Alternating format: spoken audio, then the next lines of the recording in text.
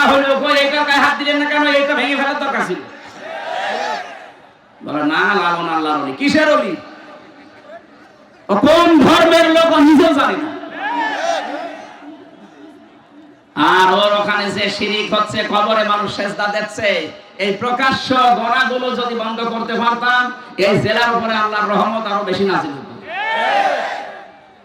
ঠিক বললেন, বুঝে শুনে বুঝেছেন না? আমি এবার বলছি, সূরা আলে ইমরানের 93 নাম্বার আয়াতটা পড়বেন বাড়ি যেয়ে।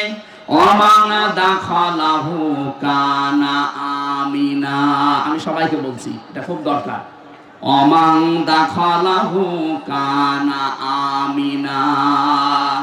কেউ যদি এই কাবার এলাকায় প্রবেশ করে, আমি আল্লাহ তাকে নিরাপত্তা দিয়ে দেই।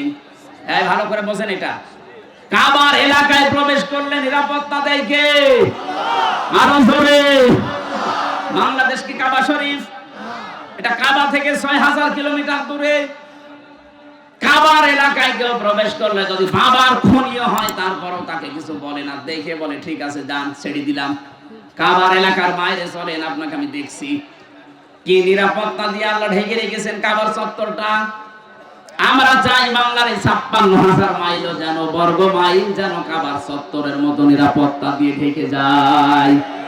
এটা ঢেকে দিতে হলে কি করা লাগবে? সূরা আনআম 7 নাম্বার পারা 17 নাম্বার পৃষ্ঠার প্রথম নাম্বার লাইনের 82 নাম্বার আয়াতে আল্লাহ তথ্য দিয়েছেন, আল্লাযীনা আমানু ওয়া লাম ইয়ালবিসু ঈমানাহুম বিযুলমিন উলাইকা লাহুমুল আমনু ওয়া হুম মুহতাদুন। আল্লাহ পাক বলেন, যারা ঈমান আনবে আর ঈমানের সাথে জুলুমকে মিশ্রণ করবে না। এখানে জুলুম মানে শিরিক। যাদের ঈমানের সাথে তারা শিরিককে মিশ্রণ করবে না, উলাইকা লাহুমুল আমনু। এই যে এই আঙ্গুল, আল্লাহ যেন তার কুদরতের আঙ্গুল এভাবে কুষ্টিয়াবাসীকে দেখিয়ে বলছে, ওই সাউদিয়ার মানুষগুলো শোনো, উলাইকা লাহুমুল আমনু, এই মানুষগুলোই নিরাপত্তার হকদার।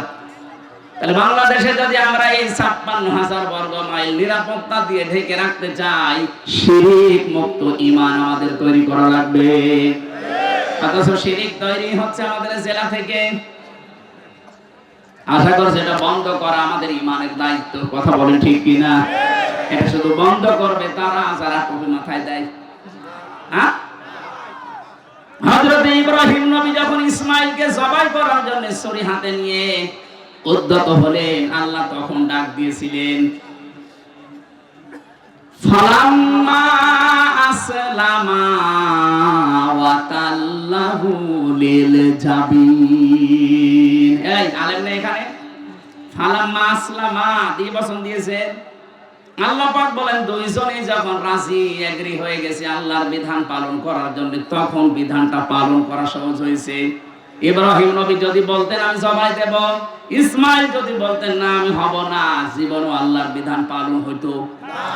ইসমাইল যদি বলতেন ঠিক আছে আমি জবাই হব, ইব্রাহিম যদি বলতেন না 83 বছর বয়সে ধরে পেয়েছি জবাই করব না, আল্লাহর বিধান কায়েম হইতো না। দুইজনেই রাজি, এজন্য আসলামা দুই বচন দিয়েছেন আল্লাহ। আজ বাংলাদেশে যারা টুপি মাথায় দেয় এরা, আর যারা টুপি মাথায় দেয় না তারাও তো মুসলমান। সবাই যদি আমরা ইব্রাহিম আর ইসমাইলের মতো ভূমিকায় আসতে পারি, যারা দায়িত্বে আছেন 1628টা মানুষের দায়িত্বে আছে বাংলাদেশের, এরা ইব্রাহিমের ভূমিকায় আসা লাগবে। 18 কোটি জনগণ আমরা ইসমাইলের ভূমিকায় যাওয়া লাগবে। এই দেশে অবশ্যই আল্লাহর বিধান কায়েম করা সহজ হয়ে যাবে। আমরা এই দেশকে কাবার চত্বরের মতো নিরাপত্তা দিতে চাই। কথা বলেন না কেন? আমি যে শব্দটা নিয়েছিলাম দিন হিসাবে, যারা ইসলাম বাদ দিয়ে বিয়ে করছেন, বিয়ে হচ্ছে না, আজকে থেকে বরযাত্রী বন্ধ, পলিমা শুরু ইনশাআল্লাহ। এই জেলা থেকে শুরু হবে।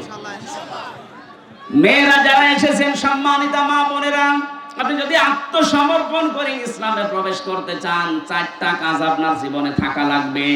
ইদা নাসারা ইলাইহা সাররাতুহু, স্বামী যখন বাইরে থেকে এসে আপনার দিকে তাকাবে, স্বামীকে আপনি আনন্দ দেবেন।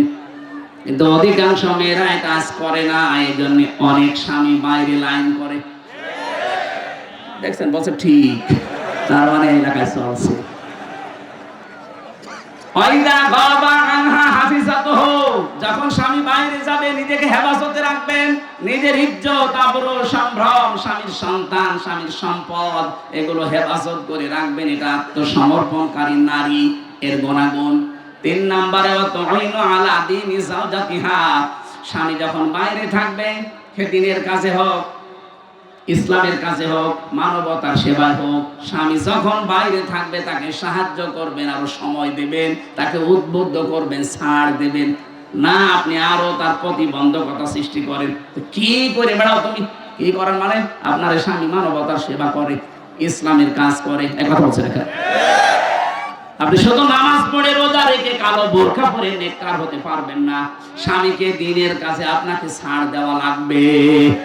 কুষ্টিয়ার মেয়েদেরকে বিশেষ করে বউ যারা আছেন তারা স্বামীকে ছাড় দেবেন, উদ্বুদ্ধ করবেন দিনের কাছে।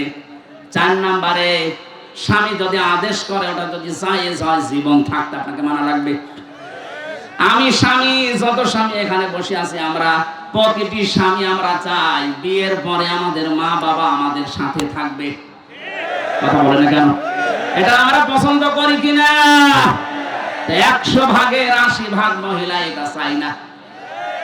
আপনি নামাজ পড়ে রোজা রেখে জান্নাত পাবেন না, আপনার আত্মসমর্পণই হয়নি। এটা 4টা বললাম। আল্লাহ রাব্বুল আলামিন বলেন, তুমি ইসলামে প্রবেশ করলে কিনা তার প্রথম আলামত হচ্ছে আত্মসমর্পণ করবা। দিন হিসাবে ইসলাম বাদ দিয়ে অন্য কিছু মানা যাবে না। আরো জোরে। সুতরাং যৌতুক প্রথা দিনে আছে, ইসলামে আছে। যৌতুক দিয়ে যারা বিয়ে করে, যৌতুক নিয়ে যারা বিয়ে করে, এটা হিন্দুদের রীতি। এটা গায়ে হলুদ দেওয়া, এটা হিন্দুদের রীতি। এক কথা বলে রাখা। আশা করছি দিনের বাইরে যেটা আল্লাহ মনোনীত করেছেন এর বাইরে আমাদের যাওয়া যাবে না। ফালা তামুতুন্না ইল্লা ওয়া আনতুম মুসলিমুন। রাব্বুল আলামিন বলেন, ইব্রাহিম নবী সন্তানদেরকে বলেছিল, ছেলেরা যাই করো মুসলমান না হয়ে মরো না, কারণ মুসলমান না হয়ে কবরে গেলে কবর তোমাকে কিন্তু ছাড়বে না। কথা বলে ঠিক কিনা? আমরা যাই করি আত্মসমর্পণ করব, আর মুসলমান না হয়ে কবরে আমরা যাব না ইনশাআল্লাহ। 2 নম্বরে আমি বেশি ইখলাস অর্জন করা লাগবে। 3 নম্বরে আকীদা শুদ্ধ করা লাগবে। 4 নম্বরে উন্নত চরিত্র অর্জন করা লাগবে। 5 নম্বরে লেনদেনে স্বচ্ছ থাকা লাগবে। এটা বাংলাদেশে একেবারে দূর হয়ে যাচ্ছে। দেখতে মনে হয় আকাশ থেকে পানি এসেছে, খুব ভালো মানুষ, কিন্তু লেনদেন করে দেখবেন ওর মতো হারামি আর নেই। দোকানে বাকি যদি খায় দোকানের সামনে দিয়ে যায় না, অন্য রাস্তা দিয়ে যায় না। আপনি ইসলামে প্রবেশ এখনো পরিপূর্ণ করেননি। আকীদা বিশুদ্ধ করা লাগবে। কেন বলছি? বাংলাদেশে একটা মুসলিম দলের উপর একটা মিথ্যা তহমত দিয়ে বলা হয় যাদের আকীদা ঠিক নেই, অথচ বাংলাদেশে যদি আকীদার প্রশ্ন করেন, সবচেয়ে শুদ্ধ আকীদার মানুষ হচ্ছে এই দেশে যারা একামতে দিন কায়েম করতে চায়। মুসলিম দলের উপর একটা মিথ্যা তহমত দিয়ে সারা বছরের পর বছর এই তহমতটা আপনি চালিয়ে দিচ্ছেন। আপনার আকীদা ঠিক আছে? ফাঁসির দড়িটা গলার কাছে আসুক, আকীদা কত প্রকার কি কি সব বেরিয়ে যাবে। ভণ্ডামি করা জায়গা পান না। আকীদার যে কিতাবগুলো আছে, আমি তাফসীরের কিতাব থেকে, হাদিসের কিতাব থেকে পড়ার জন্য আহ্বান জানাচ্ছি। আমার 9:30টায় ওঠার কথা, ওরই পরে আর 5 মিনিট আছে। আজকের মতো আমি শেষ করে দিচ্ছি।